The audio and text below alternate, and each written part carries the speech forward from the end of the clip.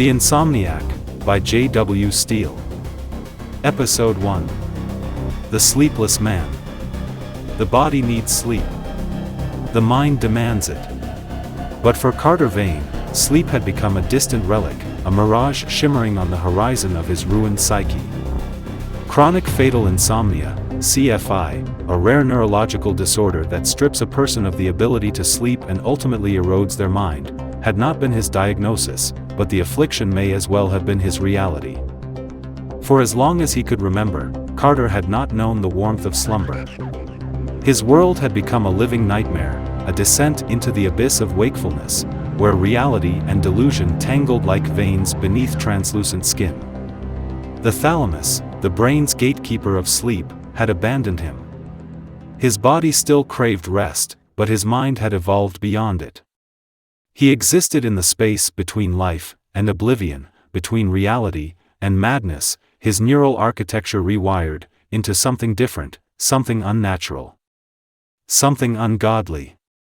And yet, within this new existence, he had found clarity, in the farthest borders of his mind, where superego devolves into something unrecognizable.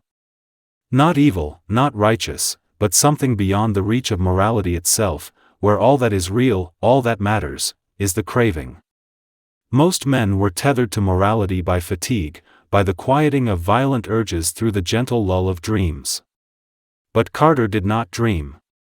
His thoughts were never silenced, never interrupted by the sanctuary of sleep. He lived in the space most men only glimpsed in, feverish hallucinations, where reason unraveled, and the primal self emerged.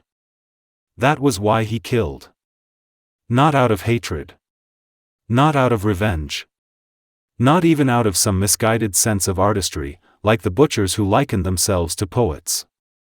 He killed because it was the only thing that tethered him to existence, the only act that pierced the muted borders of sentient reality. Without the executions, his life had no meaning. No purpose. The first time had been impulsive. A woman on the subway, her perfume a mixture of lilac and the salt of sweat. The blade had entered her abdomen with surgical precision, the carotid untouched, allowing her to experience the full breadth of her mortality as she bled out in slow pulses. The city never noticed her absence. It never noticed anything. The second had been deliberate. A man leaving a bar, his gait unsteady, making him easy prey. Carter had watched him from the shadows, studied his uncoordinated movements, with a kind of detached fascination, before sliding a garrote around his neck, and pulling, feeling the resistance, the struggle, the desperate primal need to breathe. That was the moment Carter realized something profound. Without sleep, he had no filter. No remorse. No moral hesitation. His mind functioned with an almost mechanical efficiency, his prefrontal cortex stripped of sentiment, leaving only the cold logic of predation. He should have feared this revelation. Instead, he found it exhilarating. Dr. Evelyn Mercer. She was unlike the others. Dr. Evelyn Mercer was his therapist. She was also the only person who had ever looked into his eyes and not seen the abyss, staring back. It started with routine sessions, bi-weekly, at first.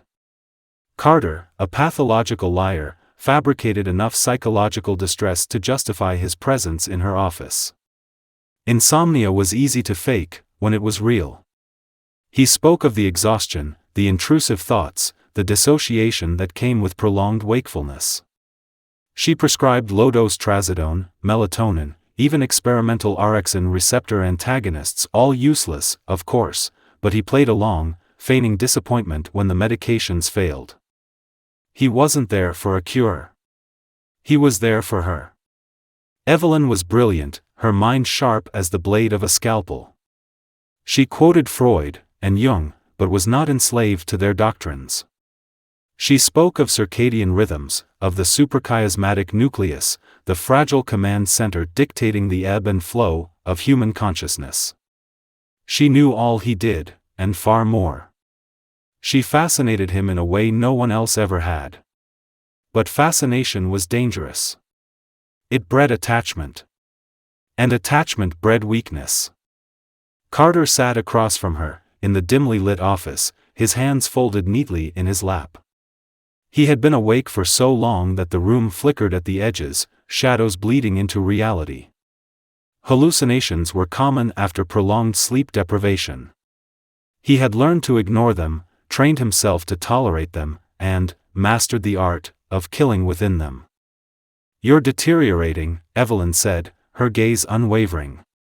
"Your speech patterns are shifting. There are micro-tremors in your hands. Have you considered inpatient treatment?" A smile ghosted across his lips. "You call that treatment?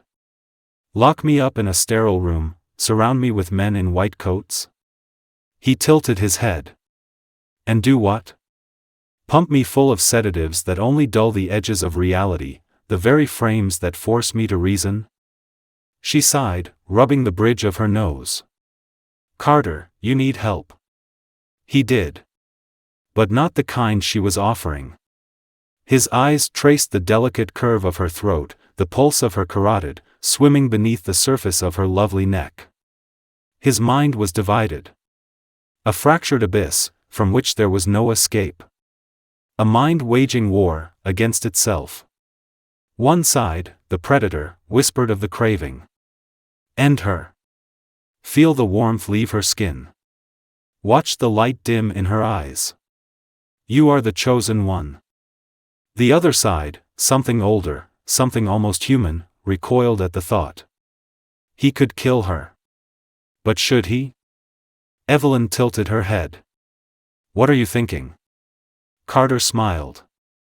"That you care." She hesitated. Not a full second. Just a flicker. A pause. But he saw it. "I do," she admitted. His fingers curled against his palm. Was that love? Or just pity? It didn't matter. The war inside him raged on. He was at an impasse, a singularity where two opposing forces cancelled each other out. The killer. The man. One would eventually consume the other.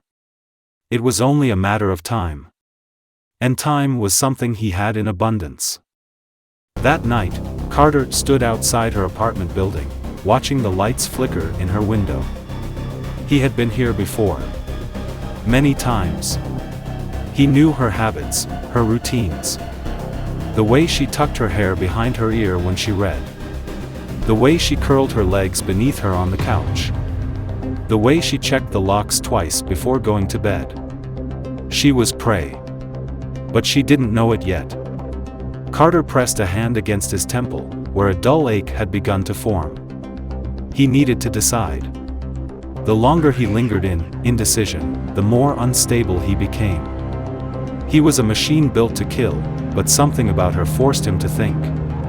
The presence in her words, the light in her eyes, the way her scent lingered in the air. He wasn't sure what it was, but something had thrown a wrench into his perfect design. Tonight would be the night. Either he would end her life, or she would be the first to truly save his. To be continued.